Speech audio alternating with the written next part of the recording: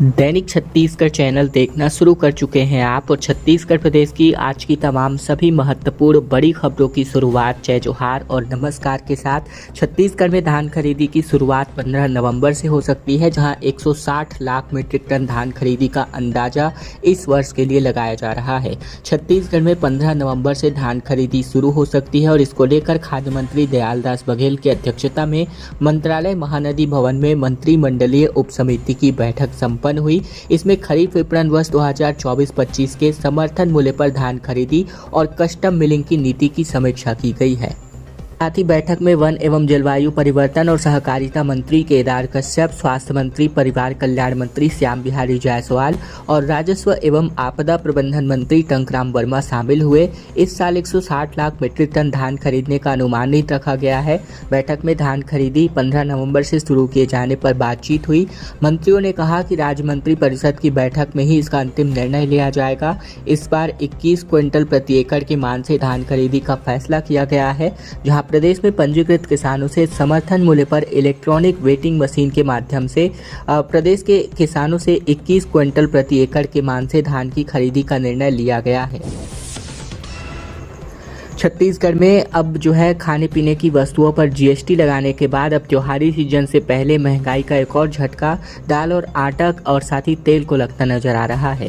दरअसल नवरात्र पर्व के नजदीक आते ही तेल समेत घरेलू खाद्य पदार्थों की कीमतों में जबरदस्त उछाल आया है, जहां केंद्र सरकार की ओर से खाद्य तेल पर सीमा शुल्क को 20% से बढ़ाने से घरेलू बाजार में इनकी कीमतों में 15 से 20 रुपए तक की बढ़ोतरी हो गई है और ये बढ़ोतरी पाम और सोयाबीन के ऑयल में हुई है। सरकार ने रिफाइंड तेल पर सीमा शुल्क को 12.5 से बढ़ाकर अब 32.5% कर दिया है और इससे त्योहारी सीजन में ये तेजी 20 रुपये प्रति लीटर या इससे अधिक की हो गई है, जिसका सीधा असर अब घर की रसोई पर पड़ने वाला है। जहां पर बात करें थोक एवं चिल्लर किराना दुकानों की, तो इसकी पड़ताल में बात सामने आई। यहाँ किराना व्यवसायियों ने बताया कि त्योहारी सीजन में घरेलू खाद्य पदार्थों की कीमतों में इजाफा हुआ है, जहाँ उन्होंने बताया कि अगस्त माह में रिफाइंड तेल 16 किलोग्राम जो 1700 में बिक रहा था, वहीं अब सितंबर माह में इसकी कीमत बढ़कर 2100 रुपए से लेकर 2200 रुपए प्रति 16 किलो पर जा पहुंची है। इसी तरह दरहर, अरहर दाल, मूंग, उड़द, साथ ही आलू, प्याज समेत अन्य खाद्य पदार्थों की कीमतों में भी इजाफा हुआ है, जिसका सीधा असर अब मध्यम वर्गीय परिवार पर भी पड़ रहा है। छत्तीसगढ़ में 10,000 करोड़ से ज़्यादा के हाईवे प्रोजेक्ट को मंजूरी मिल चुकी है, जहां जल्द ही इसका निर्माण कार्य शुरू होगा। गडकरी के साथ सीएम साय की सड़कों पर चर्चा आयोजित हुई है बीते दिन। छत्तीसगढ़ में 10,000 करोड़ के लागत के नेशनल हाईवे प्रोजेक्ट को मंजूरी मिल गई है, जहां केंद्रीय सड़क परिवहन मंत्री नितिन गडकरी ने 14 नई परियोजनाओं के लिए छत्तीसगढ़ को स्वीकृति दी है। इसके लिए विस्तृत परियोजना तैयार की जाएगी और इसके बाद निर्माण कार्य जल्द ही शुरू हो सकेगा। दरअसल सीएम विष्णुदेव साय दिल्ली दौरे पर है, जहां बीते दिन भारत मंडपम में केंद्रीय मंत्री नितिन गडकरी की अध्यक्षता में हुई समीक्षा बैठक में मुख्यमंत्री सम्मिलित हुए और बैठक में छत्तीसगढ़ में चल रही परियोजनाओं की प्रगति और भविष्य की योजनाओं पर मंथन हुआ। हम बात करें प्रोजेक्ट्स की, तो केसकाल घाट से 4 लेन चौड़ीकरण का काम स्वीकृत हुआ है, जबकि धमतरी जगदलपुर मार्ग के 4 लेन चौड़ीकरण को भी मंजूरी मिल चुकी है। सभी चल रहे काम और प्रस्तावित परियोजनाओं को समय पर पूरा करने का निर्देश विभाग को भी दिया गया है। National highway authority of India के अंतर्गत रायपुर विशाखापट्टनम और बिलासपुर उर्गा पत्थलगांव मार्ग का निर्माण किया जाएगा, जबकि पत्थलगांव से लेकर कुनकुरी और झारखंड बॉर्डर मार्ग परियोजना के लिए 1 महीने में एजेंसी का चयन होने जा रहा है। रायपुर में टाटीबंध से तेलीबांधा के बीच सरोना उद्योग भवन और तेलीबांधा में ग्रेड सेपरेटर के निर्माण की मंजूरी भी मिल चुकी है। इसके अलावा विधानसभा रोड से बिलासपुर रोड धनेली और रायपुर धमतरी मार्ग पर ग्रेड सेपरेटर निर्माण की भी सहमति दी गई है। छत्तीसगढ़ के 30 गांव के लोग ठगी का शिकार हो गए एक बार फिर से, जहां 10 करोड़ रुपए इनके फंस गए। छत्तीसगढ़ में ज़्यादा रिटर्न्स के लिए इंस्टॉल इनको ऐप कराया गया था, जहां प्रधानमंत्री आवास राशि तक इन्होंने अपने दांव पर लगा दी थी। छत्तीसगढ़ के बलरामपुर जिले में तकरीबन 30 गांवों के लोग ज़्यादा रिटर्न्स की लालच में करोड़ों रुपए की ठगी का शिकार हो गए, जहाँ ये ठगी एंटोफगास्टा PLC ऐप के माध्यम से की गई है, जहाँ इसे इंस्टॉल कर लोगों ने हजारों से लेकर के लाखों रुपए तक इनमें निवेश कर दिए। लाखों करोड़ों रुपए फंसाने के बाद ऐप में पैसे की निकासी बंद कर दी गई। दोबारा ऐप को चालू करने के नाम पर 8,400 रुपए और मांगे गए, जिसके बाद 50 से ज़्यादा लोगों ने इस पर चलगली में थाने में शिकायत दर्ज कराई है। बलरामपुर एसपी ने कहा कि मामले की जांच कर कार्यवाही की जाएगी।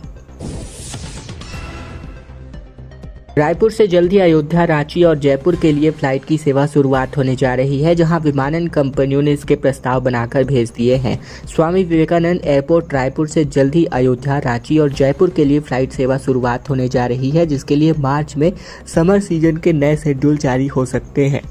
ट्रैवल संचालकों की मांग पर विमानन कंपनियों ने नागरिक उड्डयन महानिदेशालय यानी DGCA को प्रस्ताव भेज दिया है।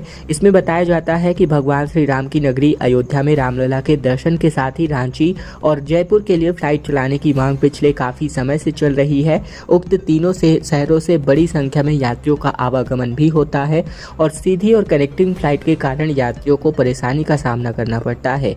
इसको देखते हुए फ्लाइट शुरू करने के लिए समर सीजन के शेड्यूल में शामिल करने को कहा गया है। अजय ट्रैवल्स के संचालक रमन जादवानी ने बताया कि इस समय अधिकांश यात्री मुंबई और दिल्ली होते हुए अयोध्या जा रहे हैं। रांची और जयपुर के लिए फ्लाइट चलाने के लिए कई बार ट्रैवल संचालकों और छत्तीसगढ़ चैम्बर ऑफ कॉमर्स द्वारा इसकी मांग भी की गई है। छत्तीसगढ़ में 3700 पदों पर नौकरियों को लेकर के अब फॉर्म्स जल्द ही भरने जा सकते हैं। पुलिस विभाग, स्वास्थ्य विभाग, साथ ही PHE और कृषि सहित कुल मिलाकर 8 विभागों में ये मौका युवाओं को मिल रहा है। CGPSC और व्यापम के जरिए ये पूरी भर्ती संपन्न होने जा रही है। छत्तीसगढ़ सरकार ने खाली पदों पर भर्ती की प्रक्रिया को शुरू किया है और इसके लिए कृषि, स्वास्थ्य, पुलिस विभाग जैसे अलग अलग 8 विभागों में 3700 से ज़्यादा पदों पर भर्ती की जाएगी और इन सभी पदों पर भर्ती के लिए वित्त विभाग से स्वीकृति मिल चुकी है। इन भर्तियों के लिए जल्द ही विज्ञापन जारी किया जा सकता है। भर्ती प्रक्रिया और भर्ती परीक्षा छत्तीसगढ़ व्यापमं और CGPSC के जरिए आयोजित होगा, जिसको लेकर कमोबेश सभी विभाग प्रस्ताव बनाने और शासन से स्वीकृति की तैयारी में जुटे हुए हैं। गृह विभाग की बात करें तो पुलिस सूबेदार, उप निरीक्षक, गृह निरीक्षक, साथ ही सहायक उप निरीक्षक, प्लाटून कमांडर, नगर सैनिक समेत कुल 1069 पदों पर भर्ती होगी। इसके अलावा पुलिस सामान्य मुख्यालय, सामान्य शाखा, साथ ही तमाम पदों पर भर्ती जो है पुलिस विभाग में होगी। जबकि स्वास्थ्य विभाग की बात करें तो staff nurse, psychiatric nurse, OT technician, dental technician समेत तमाम पद पर भर्ती होने जा रही है। जबकि लोक स्वास्थ्य यांत्रिकी विभाग की बात करें तो PHE विभाग में कुल 181 पदों पर भर्ती होगी। पंचायत विभाग में ठीक इसी प्रकार 237 पदों पर भर्ती होगी, जहां जिला मिशन प्रबंधक, जिला कार्यक्रम प्रबंधक, विकासखंड परियोजना प्रबंधक समेत तमाम पद इसमें शामिल हैं। समस्याओं के समाधान के बजाय प्रयास आवासीय विद्यालय के छात्रों को धमकी मिलती है। विरोध में विधानसभा घेराव करने के लिए छात्र बीते दिन निकल पड़े थे। राजधानी के सड्डू स्थित प्रयास आवासीय विद्यालय के 10वीं कक्षा के छात्रों ने अपनी समस्याओं के समाधान की मांग को लेकर विधानसभा का घेराव करने सड़क पर उतर आए। अगर हम बात करें तो इन छात्रों ने जो है प्रशासकीय अधिकारी मंजुला तिवारी और प्रिंसिपल प्रमिला शुक्ला पर डराने, धमकाने और अभद्र व्यवहार करने के गंभीर आरोप भी लगाए। साथ ही प्रयास विद्यालय में अध्ययनरत छात्रों ने बताया कि प्रतियोगी परीक्षाओं की तैयारियों के लिए चौखम इंस्टीट्यूट चलाया जाता है, जहां बच्चों ने JEE की तैयारी के लिए प्रयास विद्यालय में एडमिशन लिया था, लेकिन छात्रों को न तो किताबें और न ही परीक्षा की तैयारी के लिए मटेरियल और न ही सही पढ़ाई कराई जाती है, जिससे पिछले कुछ सालों में प्रयास से JEE क्वालिफाई करने वाले विद्यार्थियों की संख्या काफी कम हो गई है। स्कूल में स्मार्ट क्लास के लिए प्रोजेक्टर्स महज दिखावे के लगाए गए हैं, जिनमें से अधिकांश काम नहीं करते। 350 छात्रों के लिए हॉस्टल में 12 बाथरूम और टॉयलेट्स का निर्माण हुआ है, लेकिन इनमें से सिर्फ 3 ही उपयोग करने लायक है। टूटे नल, सीवेज सिस्टम, बारिश में पानी टपकने और टूटे दरवाजे, लाइट संबंधित कई समस्याएं हैं, जिनकी शिकायत छात्रों ने दर्जनों आवेदन में किया है। साथ ही बात करें तो इन तमाम समस्याओं को लेकर के बीते दिन इन्होंने छत्तीसगढ़ विधानसभा का घेराव करने का फैसला किया। बलौदाबाजार हिंसा मामले में 3 अक्टूबर तक देवेंद्र यादव की रिमांड को आगे बढ़ा दिया गया है, जहां चालान पेश नहीं करने पर विधायक के वकील ने इनका विरोध जताया। हाई कोर्ट में इसके लिए याचिका लगाई गई है। छत्तीसगढ़ के बलौदाबाजार हिंसा मामले में महीने भर से जेल में बंद कांग्रेस के विधायक देवेंद्र यादव की न्यायिक रिमांड को तकरीबन 3 अक्टूबर तक के लिए आगे बढ़ा दिया गया है। कोर्ट में चालान पेश नहीं करने को लेकर देवेंद्र के वकील ने विरोध भी जताया, जहाँ पेशी के दौरान पुलिस ने 3 दिन का और समय मांगा है, जिसके बाद उनकी न्यायिक रिमांड 3 अक्टूबर तक के लिए बढ़ा दी गई है। 5 अक्टूबर को 90 दिन भी पूरे हो रहे हैं और ऐसे में पुलिस को जल्द ही चालान पेश करना होगा। देवेंद्र के वकील ने बीते दिन छत्तीसगढ़ हाई कोर्ट में उनकी जमानत को लेकर भी याचिका लगाई है, जहां इसके पहले 17 सितंबर को देवेंद्र यादव ने कोर्ट में वीडियो कॉन्फ्रेंसिंग के जरिए पेश भी हुए थे। पुलिस की मांग पर कोर्ट ने 30 सितंबर तक के लिए रिमांड को आगे भी बढ़ा दिया है। छत्तीसगढ़ में पितृभोज खाकर 74 ग्रामीण बीमार पड़ गए, जहां उल्टी और दर्द से पीड़ित मरीजों में 22 बच्चे शामिल हैं, जिनमें से 2 के हालात गंभीर हैं। छत्तीसगढ़ के बालोद जिले से खबर है, जहां जिले में पितृभोज करने के लिए तकरीबन 74 ग्रामीण इकट्ठा हुए थे, जहां ये सभी बीमार हो गए। लोगों को उल्टी दस्त की शिकायत हुई। घटना डोंडी लोहारा ब्लॉक के ग्राम खामबाट की है, जहां गाँव में चैन सिंह के घर पर पितृभोज आयोजित किया गया था, जहाँ 50 परिवार के लोग इसमें सम्मिलित हुए थे। भोजन करने के कुछ ही घंटों बाद सभी लोगों की तबीयत बिगड़ने लगी, जिनमें सबसे ज्यादा बच्चे और महिलाएं शामिल हैं। आनंद फानन में स्वास्थ्य विभाग को इसकी सूचना दी गई, जहां गांव में मरीजों की संख्या को देखकर स्वास्थ्य विभाग ने अस्थायी कैंप लगाया है। मरीजों में 22 बच्चे शामिल हैं, वहीं 2 लोगों के हालात बेहद गंभीर हैं, जिन्हें राजनांदगांव के मेडिकल कॉलेज अस्पताल रेफर किया गया है। मुख्य चिकित्सा और स्वास्थ्य अधिकारी महेश सूर्यवंशी ने बताया कि जब हमें सूचना मिली तो स्वास्थ्य विभाग ने वहां अस्थायी कैंप लगाया है। सभी पीड़ितों का प्राथमिकता से इलाज किया गया है। फिलहाल हालात काबू में हैं। छत्तीसगढ़ में हाथियों की दहशत लगातार बढ़ती जा रही है, जहां फसल बचाने के लिए गए एक व्यक्ति की पैर में इन हाथियों ने हमला कर दिया, पैर टूट गया। दरअसल खेतों को रौंदा, मकान तोड़े, सीटी बजाकर पटाखे फोड़कर लोग भागने को मजबूर हैं। छत्तीसगढ़ के जंगली हाथियों की दहशत बढ़ती जा रही है और अब कोरबा और रायगढ़ जिले में हाथियों ने आतंक मचाया हुआ है, जहाँ कटघोरा वन मंडल में एक किसान फसल बचाने के चक्कर में अपना पैर गंवा बैठा। वहीं रायगढ़ में धर्मजयगढ़ वन मंडल में भी हाथी फसलों को चौपट कर रहे हैं। रायगढ़ जिले में 120 हाथियों का दल इन दिनों घूम रहा है। इन दलों में शावक भी शामिल हैं। वहीं जिले में 3 दिन में ही 173 खेतों की लगी हुई फसल को हाथी ने रौंदकर बर्बाद कर दिया है। हाथियों में 2 मकानों को भी क्षतिग्रस्त किया है। इधर कोरबा के पोड़ी उपरोड़ा ब्लॉक के ग्रामीण भी इसी बात को लेकर अच्छे खासे परेशान हैं। साथ ही कटघोरा वन मंडल में 39 हाथियों का दल इन दिनों विचरण कर रहा है।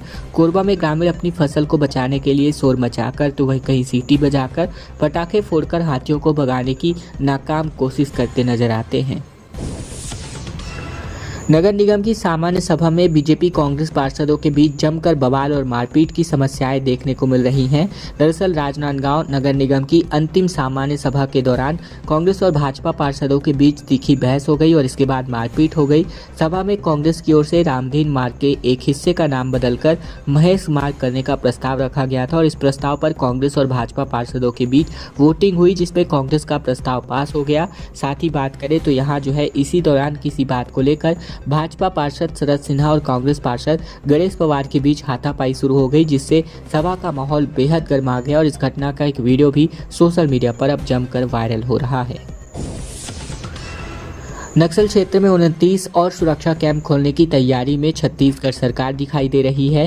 दरअसल छत्तीसगढ़ के मुख्यमंत्री विष्णुदेव साय नई दिल्ली के भारत मंडपम में सड़क परिवहन एवं राजमार्ग मंत्री नितिन गडकरी की अध्यक्षता में आयोजित समीक्षा बैठक में सम्मिलित हुए, जहां बैठक में छत्तीसगढ़ में निर्माणाधीन राजमार्ग परियोजनाओं की प्रगति की समीक्षा की गई। जहां बैठक में केंद्रीय राज्य मंत्री तोखन साहू, उप मुख्यमंत्री अरुण साव भी उपस्थित नजर आए। इसी के साथ ही नक्सलवाद को लेकर मुख्यमंत्री साय ने बड़ा बयान जारी किया, जहां उन्होंने कहा कि हमारी सरकार छत्तीसगढ़ में सत्ता में आए 9 महीने हो गए हैं और इन 9 महीनों में केंद्रीय गृह मंत्री अमित शाह नक्सल समस्या को लेकर 2 बार राज्य का दौरा कर चुके हैं और बैठकें कर चुके हैं। हम नक्सलवाद से बहुत ही मजबूती से लड़ रहे हैं।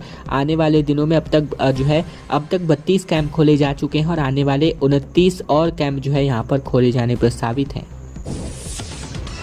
सीजीपीएससी 2023 की मेंस परीक्षा के नतीजे घोषित कर दिए गए हैं, जहां इंटरव्यू के लिए कुल 703 अभ्यर्थियों की लिस्टिंग हुई है। एक दिन पहले ही डॉक्यूमेंट्स वेरिफिकेशन यहां होने जा रहा है।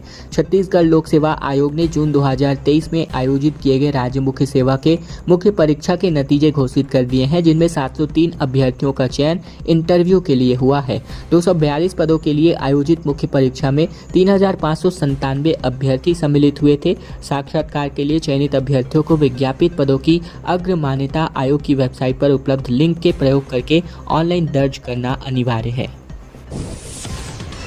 कोंडागांव में आदिवासी समाज का जुहार भेंट कार्यक्रम आयोजित हुआ, जहां हजारों की संख्या में लोग पहुंचे। मांदर की थाप पर लोग झूमते भी नजर आए। कोंडागांव जिले के मर्दापाल में आदिवासी समाज के आयोजित किए गए जुहार भेंट कार्यक्रम में हजारों की संख्या में लोग एकत्रित हुए। सभी का संकल्प था कि अपनी संस्कृति को बचाना और उनका विस्तार करना। कार्यक्रम में पहुंचे लोग मांदर की थाप पर जमकर झूमते नजर आए। इसके साथ ही उन्होंने कहा कि यह डीजे नहीं, हमारा वाद्य यंत्र है। इस अवसर पर बस्तर की रियासत कालीन रूढ़िजन्य परंपरा परंपरा की पुनर्स्थापना और आदिवासियों की कला संस्कृति परंपरा को बचाने, समाज को शिक्षित करने और आर्थिक रूप से ऊपर उठाने के लिए आधुनिक कृषि तकनीक, जैविक खेती कर अपने समाज को स्वस्थ करने, सामाजिक कार्यक्रम में प्लास्टिक वस्तुओं को बहिष्कार करने का भी संकल्प किया गया।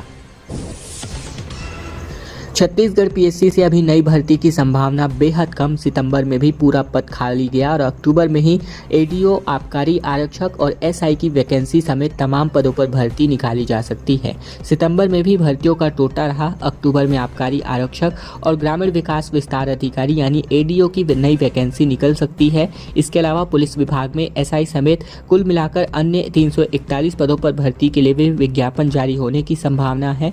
अक्टूबर में ही प्रयोगशाला परिचारक भर्ती परीक्षा के लिए भी नोटिफिकेशन जारी होगा और इन भर्ती परीक्षाओं के लिए व्यापम से परीक्षा आयोजित की जाएगी।